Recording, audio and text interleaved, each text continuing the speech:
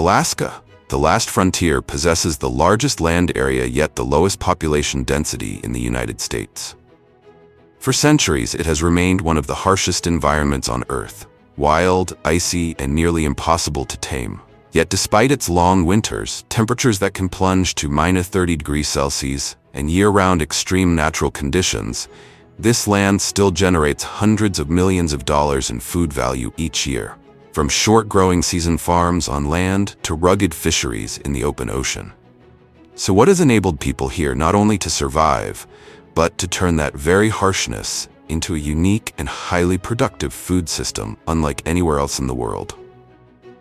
In today's video, join Agriculture Insight as we journey to this frozen frontier to explore how Alaskans harness summer daylight, modern technology, and even the fiercest seas to create massive annual profits. Let's get started.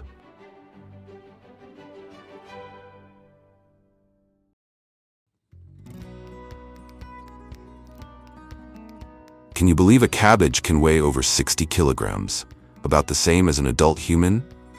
In Alaska, this is not unusual. During summer, the region receives up to 18-20 hours of daylight each day, creating ideal conditions for extraordinary plant growth. Unlike crops in lower latitudes that must pause photosynthesis at night, plants in Alaska can photosynthesize almost continuously thanks to the midnight sun. This extended light exposure allows crops to accumulate carbohydrates non-stop, accelerating cell division and causing biomass to surge within a very short growing season. However, sunlight alone isn't enough. To achieve record-breaking sizes, farmers space their crops widely, about 1.5 to 2 meters apart, ensuring each plant receives maximum light. Soil moisture is carefully maintained at optimal levels, often supported by mineral-rich glacial meltwater, which further enhances growth. At the Alaska State Fair, a showcase for some of the largest vegetables on Earth, prize-winning cabbages can weigh tens of kilograms and earn thousands of dollars. Beyond cabbages, the state has produced other plant giants, including zucchinis over 13 kilograms, green squash exceeding 160 kilograms, and pumpkins surpassing 900 kilograms. Remarkably, despite their massive size, Alaska cabbages are often crisp and naturally sweet. This is due to the plant's ability to convert starch into sugar as a response to cold temperatures, enhancing both texture and flavor.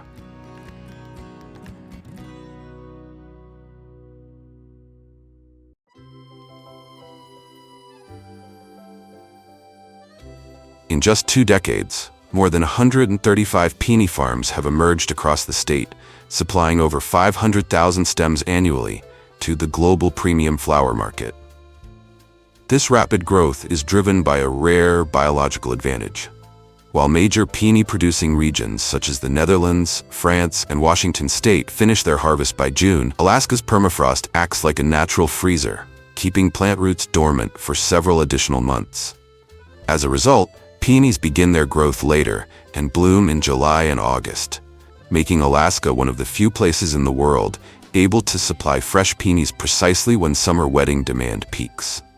However, producing market-quality blooms requires patience. Each plant typically needs 3 to 4 years to accumulate enough nutrients to produce large flowers with dense petals and exceptional longevity.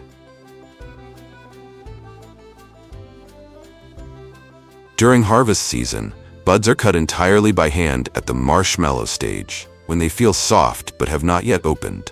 This timing effectively pauses the blooming process, allowing the flowers to travel thousands of kilometers and still open perfectly upon arrival. From small family-run farms scattered across the region, peonies are carefully packed and shipped within 48 hours of cutting. In major flower markets like New York, Amsterdam, and Tokyo, Alaska peonies can wholesale for $5 to $10 per stem, or even higher during peak demand.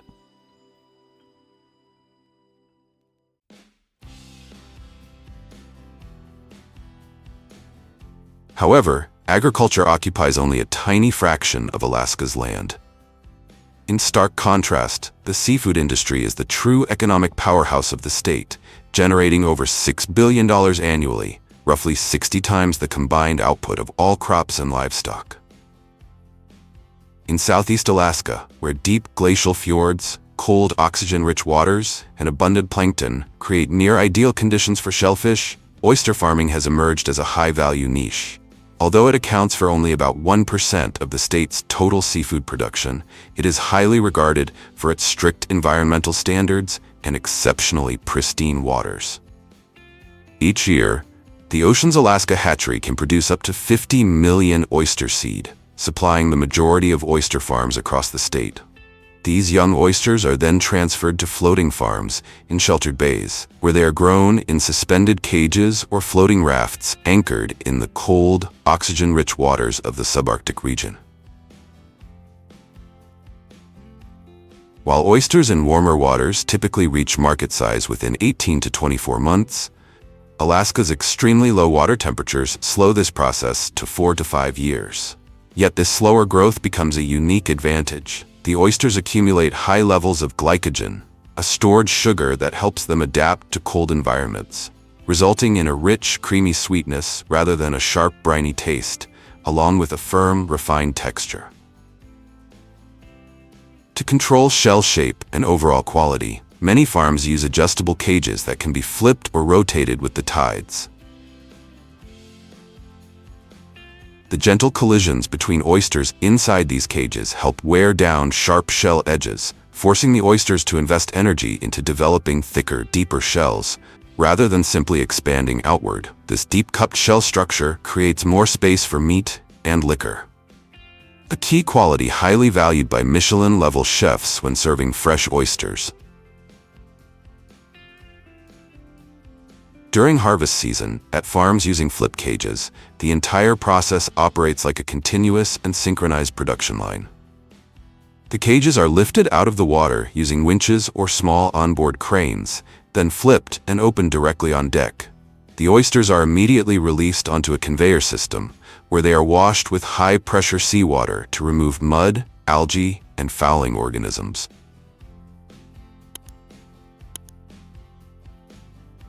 Meanwhile, at farms using suspended longline systems, harvesting begins by hauling up rows of oyster lines from the water.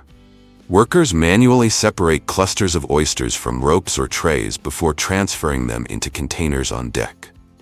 Without automated flipping mechanisms, this method requires more labor but allows for careful inspection and quality control of each individual oyster before cold storage.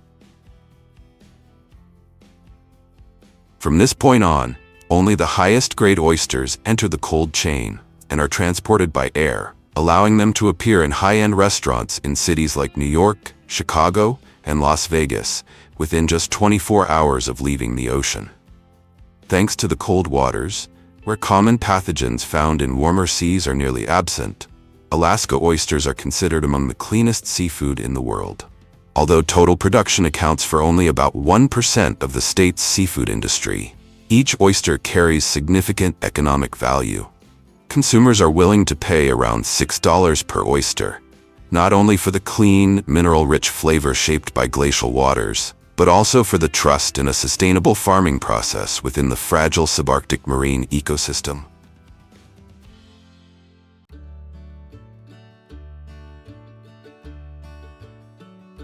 In the Fire Basin of Bristol Bay, as many as 60 million salmon surge back at the peak of each season, accounting for over 90% of North America's wild salmon harvest, enough to make Alaska the world's leading salmon powerhouse if it were an independent nation.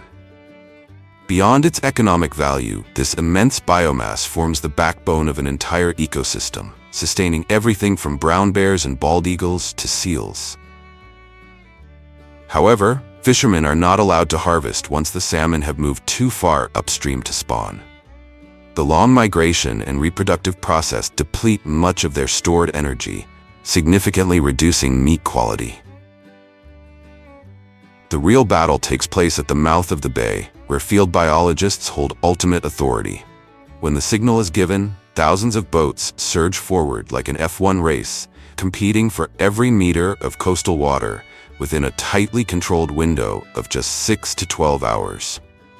The most effective method for catching these nearshore swimmers is the set gill net, a fixed net anchored with one end on shore and the other extending perpendicularly into the sea to intercept salmon moving along the coastline. As schools of fish rush along the shoreline in search of river entrances, they become entangled in the shallow waters. At this critical moment, fishermen must race against the tides, hauling in the nets and carefully removing each fish by hand to preserve its perfect form before it enters cold storage. As soon as tons of salmon hit the deck, they are immediately transferred into refrigerated seawater systems, a mixture of super-chilled seawater and finely crushed ice designed to bring the fish's body temperature close to 0 degrees Celsius within minutes. Through strict conservation practices and advanced handling techniques, the salmon industry generates over $2.2 billion annually, making Bristol Bay a strategic seafood hub of the United States.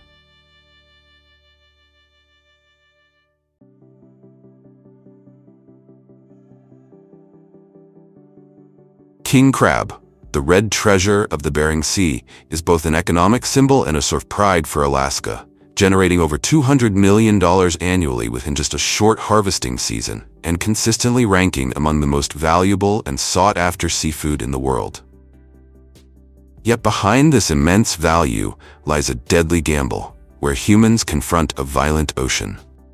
Winter waves can reach heights of up to 30 meters, freezing temperatures grip every surface, and sudden storms strike without warning, ready to punish even the smallest mistake, making crab fishing one of the most dangerous jobs on Earth.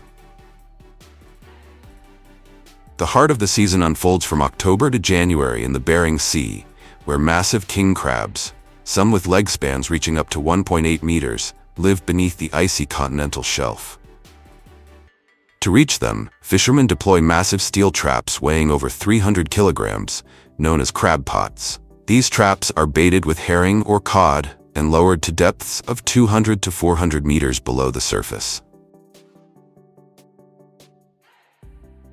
In the darkness of the ocean floor, the scent of bait lures crabs into the traps through one-way entrances. After soaking for 24 to 48 hours, powerful hydraulic winches haul the massive cages, now weighing several tons, back onto the deck, often in the midst of subarctic storms. As soon as the traps are opened, a strict sorting process begins almost instantly. Only mature male crabs, with a minimum shell width of 16.5 centimeters, are allowed to be kept.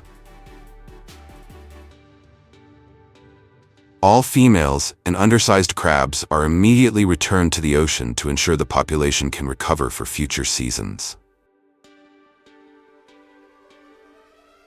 Beyond discipline, the key to maintaining Alaska king crab's premium quality lies in live storage technology.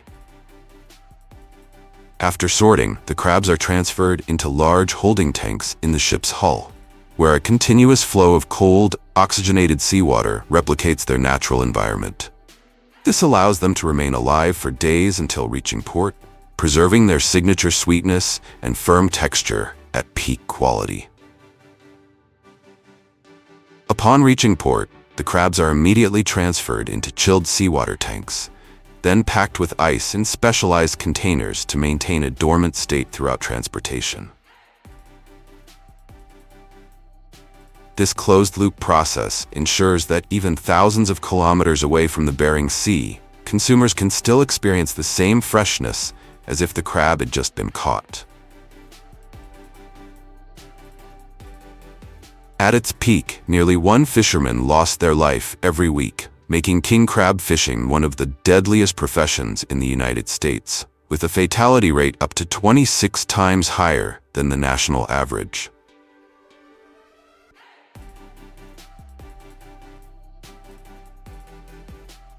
It is this harshness, extreme risk, and limited supply that have driven Alaska king crab prices beyond $100 per kilogram, turning it into one of the most luxurious delicacies in the world.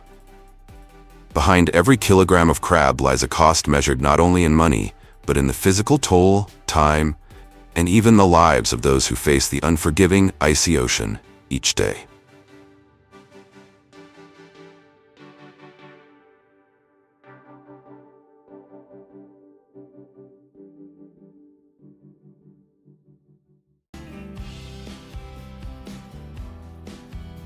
Now, let's step into the world of Japanese whales and uncover fascinating, little-known facts before exploring the massive hunting operations and processing chain behind these ocean giants. The minke whale is a small baleen whale, measuring about 7 to 10 meters in length and weighing up to nearly 10 tons. It can reach speeds of over 30 kilometers per hour when accelerating. With an average lifespan of around 50 years, minke whales grow slowly, and females typically give birth to only one calf after nearly a year of pregnancy, a trait that makes resource management particularly sensitive. After World War II, whale meat once accounted for nearly 50% of Japan's total meat consumption during a time of severe food shortages. However, as the economy recovered and food options diversified, consumption declined sharply and now represents only about 0.1% of the nation's total meat intake. Even so, Japan continues to harvest approximately 200 to 300 minke whales each year within its exclusive economic zone, maintaining that the practice is legal and regulated. Minke whale meat has a distinctive dark red color due to its high myoglobin content, even deeper in tone than beef. The texture is firm, fine-grained, and relatively lean. When eaten raw, it has a mild sweetness with a subtle hint of the sea. When grilled, its flavor is often described as a blend between beef and tuna. It is rich in protein, iron, and omega-3 fatty acids, but because it may contain mercury, consumption is generally recommended in moderation. Whaling in Japan has become the center of one of the most prolonged and divisive debates in the modern world. The so-called Whale War intensified when Japan withdrew from the International Whaling Commission, which had imposed a commercial whaling moratorium in 1986. Conservation groups such as Sea Shepherd Conservation Society have repeatedly confronted whaling vessels at sea, turning the issue into a global media flashpoint.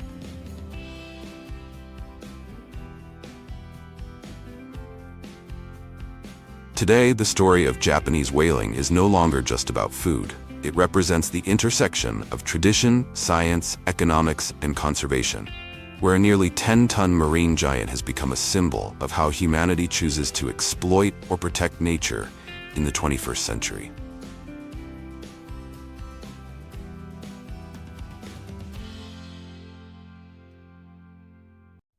Whale reproduction is a slow yet highly strategic cycle, unfolding across the vast ocean. In species such as the minke whale, the breeding season typically occurs in winter, from around December to March, when they leave cold, food-rich waters and migrate toward warmer seas. Male whales produce sequences of low-frequency sounds that can travel for dozens of kilometers underwater. The more stable, rhythmic, and sustained the calls, the stronger the signal of health and vitality. Essentially a biological resume transmitted through the sea.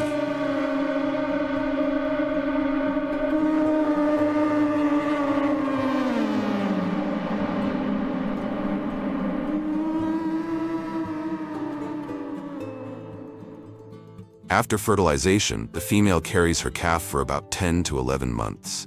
Calving usually takes place in late winter or early spring, in warm, calmer waters where survival rates are higher.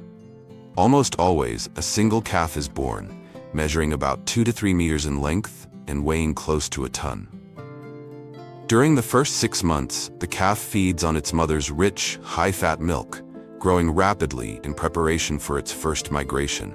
Throughout this time, the mother remains close, teaching her calf how to surface for air, how to dive, and how to adapt to the rhythms of the ocean.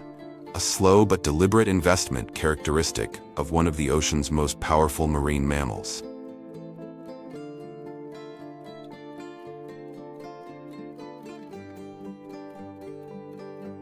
Japan's hunting of the minke whale today primarily takes place within its 200 nautical mile exclusive economic zone, offshore from areas such as Hokkaido, the Sanriku coast, and parts of the Sea of Japan.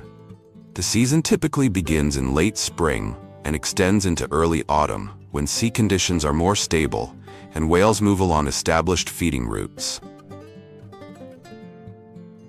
Each whaling vessel usually carries around 15 to 25 crew members, including a captain, navigators, engineers, and a specialized harpoon team.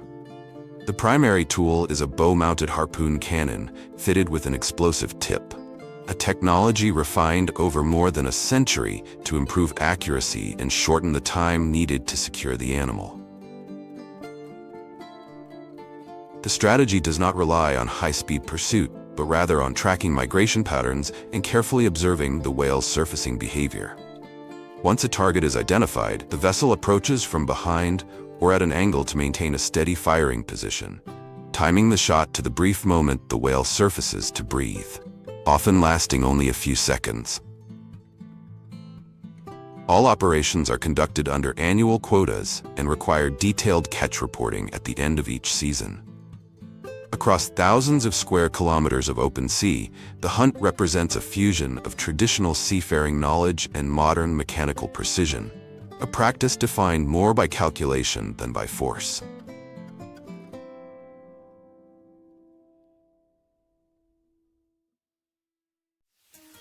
When a minke whale is fully secured on deck, the clock essentially starts ticking. In the first few minutes, a processing team, often around 20 crew members, must stabilize the nearly 10-meter-long body using steel hooks, chains, and hydraulic winches to prevent it from shifting as the vessel continues to roll with the waves.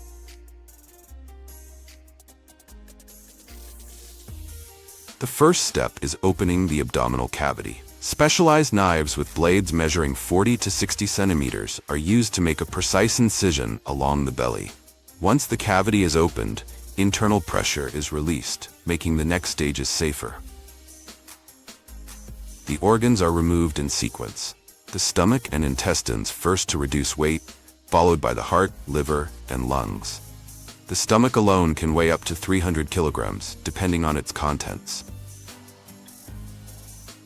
Next comes the removal of the blubber, a thick layer of fat averaging 10 to 20 centimeters, covering the body like a biological shield. The fat is cut in long parallel strips, then lifted in massive sections weighing hundreds of kilograms using steel hooks and winches. In the 19th century, blubber was rendered into industrial oil. Today, it is primarily used for culinary purposes or oil extraction.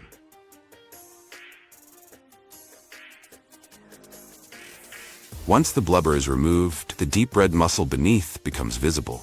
The long back muscles, considered the most valuable, are separated into large sections. Industrial saws are used to detach ribs and vertebrae. The meat is then rinsed with clean seawater and transferred immediately into cold storage maintained at 0 to 4 degrees Celsius.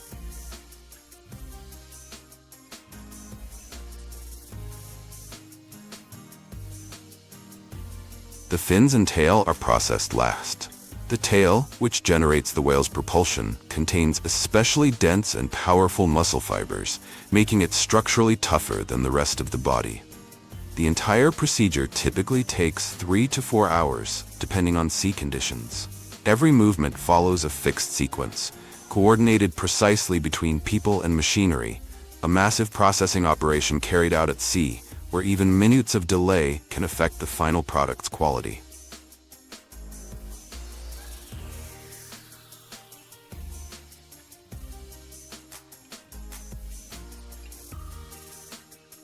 Once properly chilled, the meat moves to the portioning and packaging stage.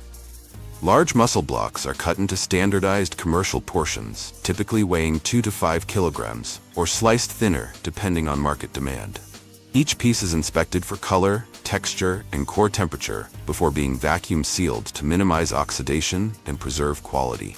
The packages are then labeled with processing dates and harvest location details. Finally, the products are stored in deep freeze facilities at approximately 20 degrees to 30 degrees Celsius, ready for distribution to seafood markets, restaurants, or further processing centers.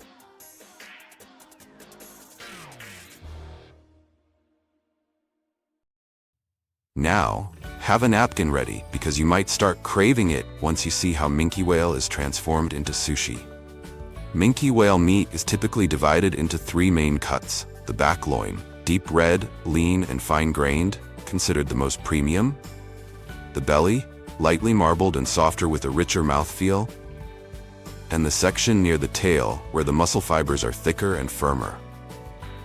For sushi, chefs prefer the back loin close to the spine because of its intense, ruby-like color and natural elasticity when sliced. Whale sushi is cut thin, about 3 to 5 millimeters, preserving tenderness while still allowing the structure of the muscle fibers to be felt. Placed over warm vinegared rice, the dark red slice contrasts strikingly with the white grains, minimal yet visually bold. Its flavor is often described as a cross between lean beef and ocean tuna. Rich, slightly sweet, with a subtle marine note but not overly fishy. Many restaurants serve it as traditional nigiri, with just a touch of wasabi and a light dip in soy sauce to avoid overpowering the natural taste. In some places, the surface is briefly seared, aburi, releasing a faint aroma from the thin layer of fat. In Japan, whale meat generally sells for around $15 to $30 per kilogram, depending on the cut and supply. In specialty restaurants, a single piece of whale sushi may cost $4 to $8. Though not widely consumed, those deep red slices on a traditional sushi counter still carry a sense of rarity and boldness, enough to tempt the curious into trying it at least once.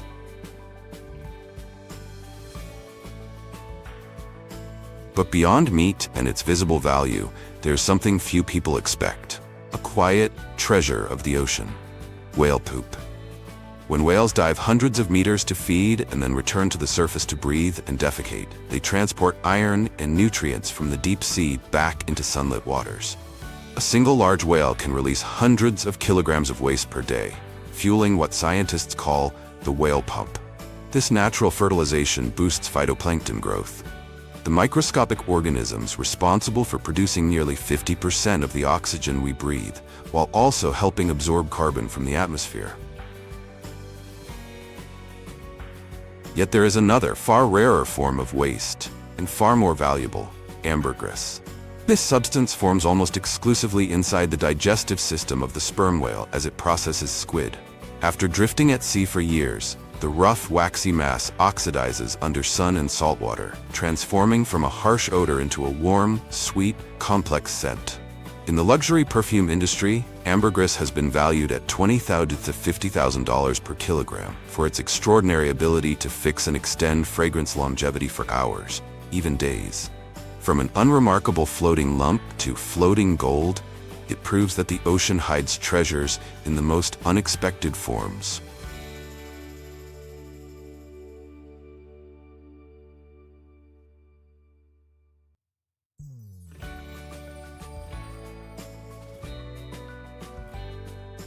Many people think grapes should be soft and juicy, but Shine Muscat, a premium peony grape from Okayama, the sunniest and least rainy region in Japan, features a firm, jelly-like crunch and a sweetness reaching 20 degrees Brix, about 1.5 times higher than ordinary grapes. The secret of Japanese farmers lies in calculated sacrifice. From the moment the vines begin to flower, they prune ruthlessly, allowing each branch to retain only a single best grape cluster, forcing the plant to channel all the nutrients, sugars, and essence, originally meant for dozens of other clusters, into one single entity. Not stopping there, they continue to hand-thin each small grape within the cluster, ensuring enough space for the remaining grapes to grow large without being crowded, while allowing air and sunlight to reach every gap. Not only that, each Shine Muscat grape cluster is wrapped in a special paper bag while still on the vine to block insects, harsh UV rays that can scorch the skin, and even rain droplets that may cause mold. This is precisely why Japanese Shine Muscat grapes have smooth, glossy skins that can be eaten directly, without bitterness or chemical residue. When harvest time arrives, instead of cutting in bulk, farmers measure the sugar content of each individual cluster using handheld meters. Only those that meet the standard are allowed to be picked. Each grape cluster is carefully handled and harvested entirely by hand, like a living piece of jewelry. Farmers use specialized scissors to cut each stem with absolute precision, avoiding any movement that could damage the delicate skin. Once picked, every cluster is immediately placed into a cushioned tray to preserve its perfect shape and natural gloss.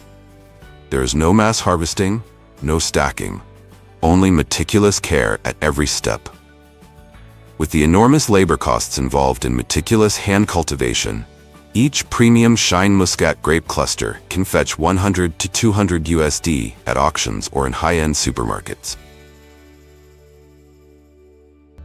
No less formidable than its dairy sector, Europe's vast baking tradition, encompassing over 3,200 types of bread and tens of thousands of artisanal bakeries, has turned the continent into the largest bakery on the planet.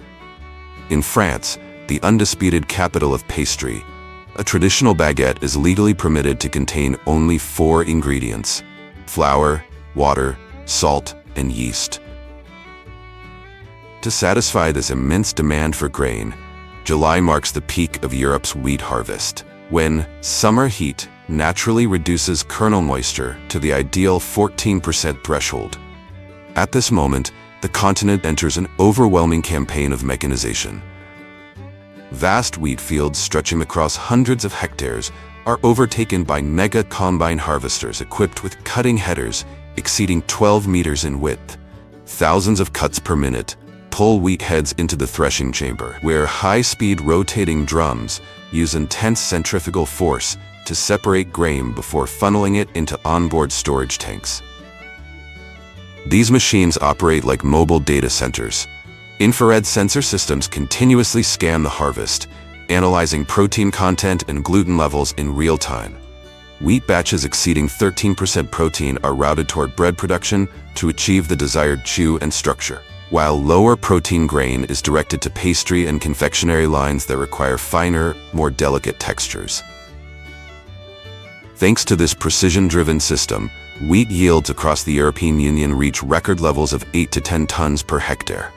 Yet the value chain does not end with premium bread.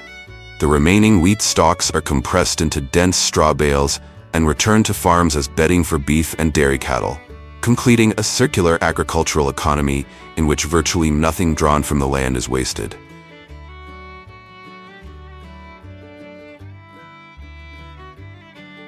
While crops like tomatoes, bell peppers, and cucumbers can see prices triple whenever greenhouse heating gas costs spike, cabbage stands out as one of the few European crops that maintains long-term price stability, thanks to open field cultivation and exceptional tolerance to cold and temperature swings.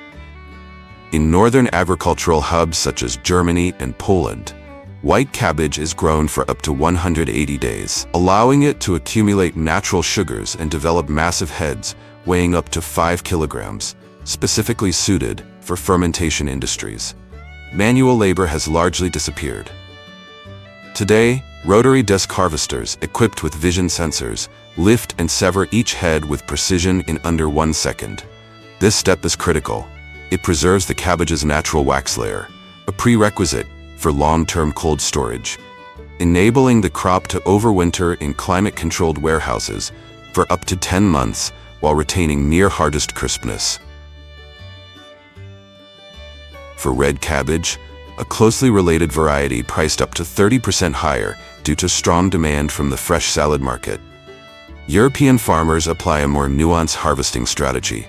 Although the same conveyor-based gripping principle is used, red cabbage harvesters are fitted with softer rubber buffers and reduced belt speeds. This configuration prevents skin damage and cellular pigment bleeding, which would otherwise compromise commercial value. A single machine can process up to 50 tons per day, sufficient to meet the continent's massive demand. However, for produce destined directly for supermarket shelves, Europe favors a different approach: semi-mechanized harvesting. Here, workers operate alongside conveyor systems and tractors, manually selecting and cutting only grade A heads. At the field edge, cabbages meeting strict standards for shape and color are placed directly onto packing conveyors, while the remainder is diverted to processing channels. Although Europe cannot rival China's sheer production volume, its ability to minimize damage rates and extend freshness for up to 10 months allows European farmers to consistently command premium prices and avoid the chronic oversupply crises that plague less controlled agricultural systems.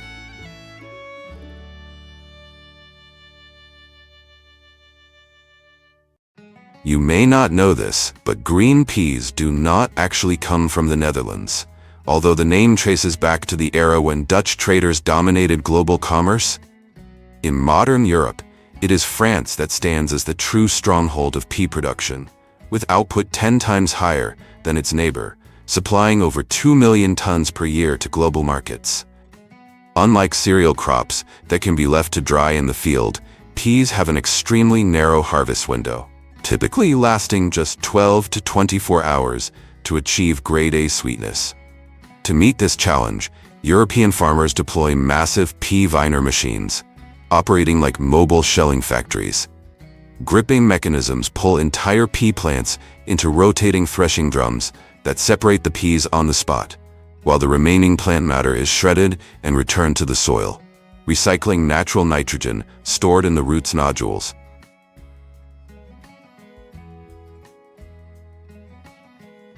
Immediately after shelling, the peas must be transported to IQF, individually quick frozen facilities, within a critical 2-hour golden window, locking in vitamin C content and natural sugars before degradation can begin. Notably, as the global market moves away from genetically modified soybeans, processing plants in France and Belgium have rapidly repositioned peas as a leading source of clean protein. Beyond frozen vegetables, peas are refined into high-purity protein isolates, forming the backbone of the rapidly expanding plant-based meat and dairy alternatives industry.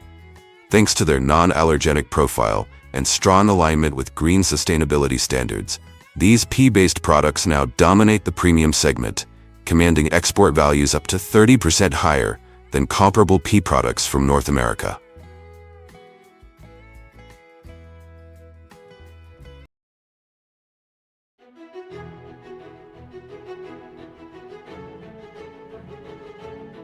Did you know that this tiny crustacean has a heart located in its head instead of its chest like most other animals? Interestingly, they are born male, but after about 3 to 4 years living in freezing environments, they transform into females. Smarter than humans, right? When it comes to diet, marine shrimp are omnivores, true cleaners of the ocean floor. They feed on dead fish, small crabs, seaweed, and even mud and sand. This makes them an essential part of maintaining a clean and balanced marine ecosystem. Thanks to cold water conditions, they grow slowly, a process that gives them their sweet flavor and tender texture, making them a prized seafood worth over $60 billion globally each year. As much as 70% of the world's shrimp production is consumed in the United States, Japan, and Europe, in which white-legged shrimp reigns as the superstar of aquaculture due to its massive production, while red shrimp is treasured as a premium delicacy with staggering commercial value. Let's begin our journey in the icy seas of Northern Europe, where cutting-edge fishing technology meets the raw power of nature, and where the prized red shrimp begins its story. There are 5 key factors that determine the success or failure of a shrimp fishing haul, and one of them starts with a step that seems simple, yet plays a critical role: net preparation.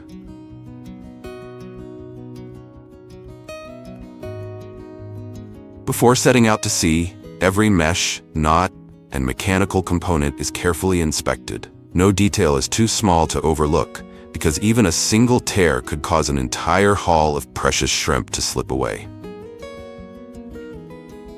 Like they say, don't count your chickens before they hatch, especially when they're still swimming underwater. Once everything is ready, modern fishing vessels begin cutting through the waves, heading straight for the icy deep sea at the break of dawn. These giant ships, equipped with navigation radar, hydraulic cranes, and industrial freezing systems, leave the harbor one after another, carrying with them the hope of a plentiful shrimp season.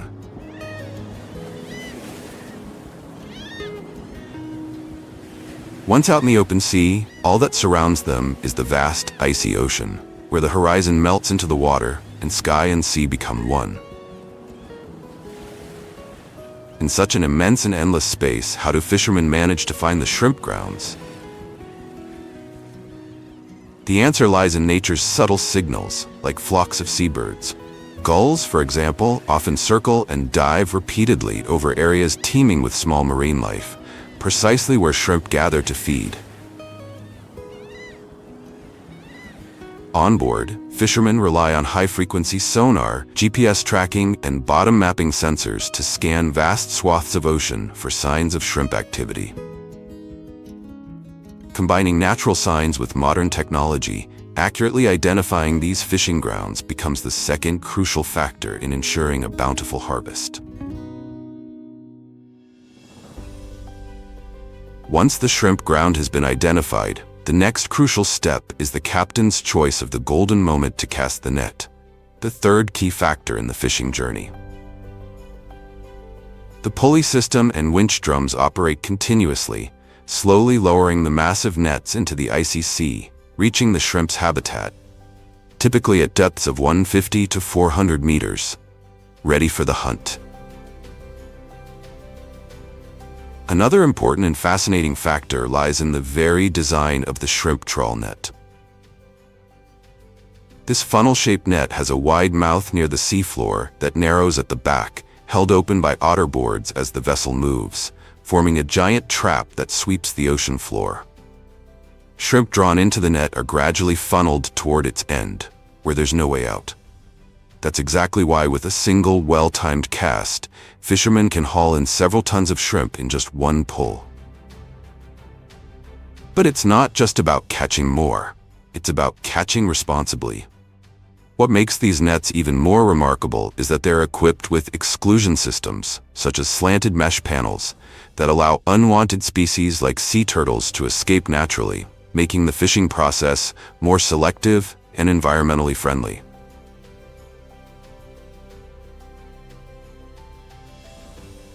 Each trawl typically lasts from 3 to 6 hours, usually starting between 2 a.m. and 6 a.m., the golden window when shrimp are most active near the ocean floor. The exact duration depends on sea conditions and shrimp density in the area. Overhead, seagulls continue to circle the waves, as if sensing a grand feast is about to begin. Weather, the final and often unpredictable factor, plays its part long before the net resurfaces. Every time the net is cast into the deep is a real gamble. It could mean wasting ice, burning fuel, and coming up empty-handed. But this time, the fishermen hit the jackpot.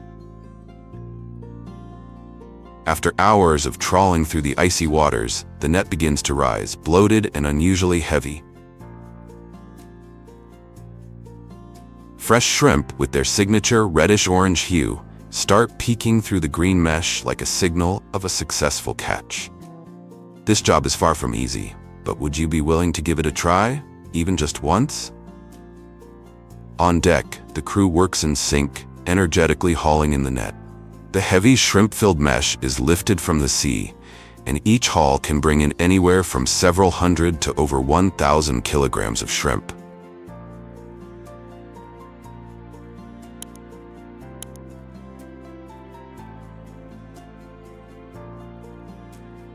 Once on deck, the fishermen carefully adjust the net opening and unlock the latch, allowing streams of reddish-pink shrimp to pour out in a rush, tumbling into a large intake funnel at the center of the boat. This marks the beginning of the pre-processing journey, carried out right in the middle of the ocean. From the funnel, the shrimp slide down a long conveyor belt running along the vessel. Workers are stationed on both sides of the belt to perform a preliminary manual inspection. They quickly remove large debris, marine trash, or any bycatch to ensure only clean shrimp move forward into the next stage of processing. After inspection, the shrimp enter a chilled seawater bath maintained at around 0 to -2 degrees Celsius. This step plays a crucial role in temporarily lowering the shrimp's temperature, slowing natural decomposition, and preserving freshness before final cleaning. The cold water also prevents the shrimp from sticking together, making the next stages smoother. Leaving the bath, the shrimp are moved onto a multi-layered conveyor system. This system regulates flow and speed while managing large volumes efficiently. From there, the shrimp are funneled into a series of narrow rinse channels designed to separate out impurities. Lighter materials such as seaweed, small fish, and plastic bits are flushed aside into collection grooves, while the shrimp continue down the main channels. At this stage, these little guys are still not completely clean, so they undergo a thorough wash in vibrating troughs equipped with high-pressure cold water jets. The water used throughout the entire process is filtered seawater, not precious fresh water hauled all the way from land, as some might imagine. Despite the efficiency of this system, a final visual inspection by trained workers is still carried out to catch any remaining impurities or damaged shrimp, ensuring only the highest quality continue to the fascinating freezing stage. After cleaning, the shrimp enter a critical stage, freezing.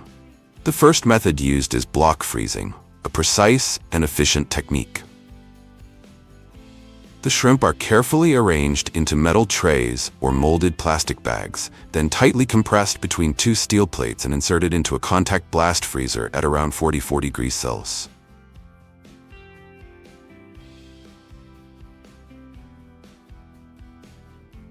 Within approximately 3 hours, the entire batch freezes into neat rectangular blocks, ideal for packaging and long-term storage.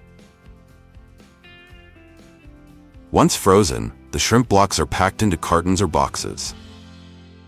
The entire batch is then consolidated, stacked on pallets, and either transferred to refrigerated cargo ships or delivered directly to onshore facilities. This contact freezing method is primarily used for export, preserving premium quality for international markets. For those who prefer their shrimp not sticking together like lifelong best friends, the IQF method is the golden solution. In this process, each shrimp is individually frozen using ultra-cold air at temperatures between -35 degrees Celsius and 45 degrees Celsius, preventing them from clumping, making portioning easier, and perfectly suited for retail or food service industries. After freezing, the shrimp are packed into large loose sacks or bags, instead of being tightly wrapped in paper or molded trays, like in the block freezing method. Meanwhile, another widely used method, immersion in crushed ice or chilled brine, serves as a short-term preservation solution before the shrimp are transported to onshore processing facilities. While this indirect freezing method isn't as fast or precise as contact freezing, it remains widely used due to its flexibility and significantly lower costs, often 3 to 5 times cheaper, making it ideal for small to medium-scale fishing operations and short-haul trips. After 1 to 2 grueling months battling the open sea, the shrimp vessels make their triumphant return to port, hauling in not just tons of catch, but the hard-earned glory of a successful season. At the bustling harbor, dozens of boats dock side by side, and thanks to preservation in ice-filled storage holds, the shrimp retain their pristine freshness. As soon as the ships dock, workers immediately begin unloading the shrimp trays from the chilled compartments. A specialized pulley system is already in place to lift the heavy trays from the ship's deck onto the shore. After being hoisted and gently lowered, each tray of shrimp is emptied into large transport bins. Soon after, forklifts move in to lift the bins and deliver them directly to the processing area for the next stage of their journey. The shrimp are poured directly onto the intake conveyor, marking the start of a fully enclosed processing line inside the factory. As they move steadily forward, the shrimp pass through a series of high-pressure cold water jets that wash away dirt, impurities, and small debris. Once cleaned, they continue onto an elevated conveyor for draining and preparation for the next stage.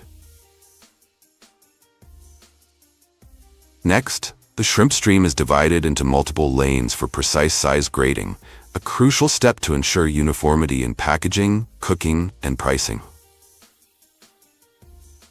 To make sure these shrimp don't get any funny ideas about returning to the ocean, they're gently steamed at 95 degrees Celsius for 3 to 5 minutes. It's a short, steamy goodbye that locks in their sweetness and ensures they're deliciously safe for dinner, not escape.